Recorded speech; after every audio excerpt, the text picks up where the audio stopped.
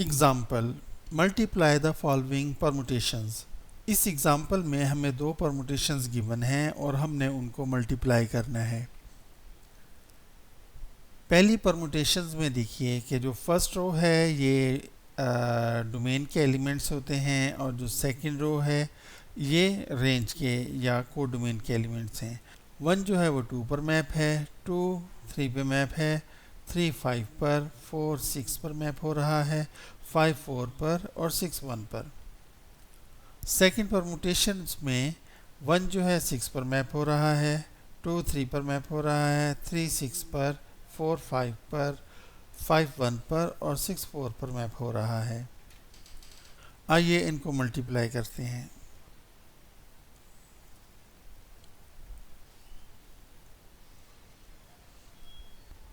सबसे पहले हम पहली परमुटेशन लिखते हैं 1 2 3 4 5 6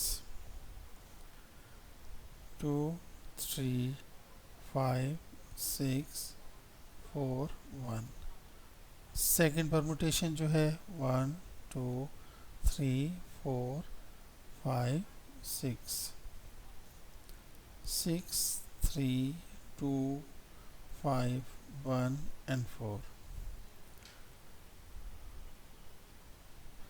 इसकी मल्टीप्लिकेशन लिखने से पहले हम जो है जो परमुटेशन लिखेंगे उसमें first row as it is लिखेंगे 1 2 3 4 5 एंड 6।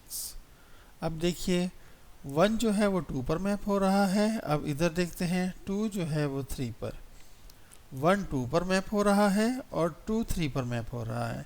इसका मतलब है 1 जो है वो 3 पर मैप होगा, 1 जो है वो 3 पर मैप होगा।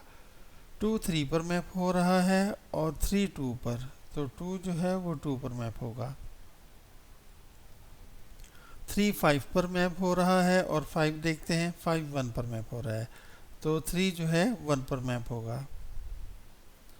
4 6 पर मैप हो रहा है और 6 4 पे, तो 4 जो है वो 4 पर मैप होगा।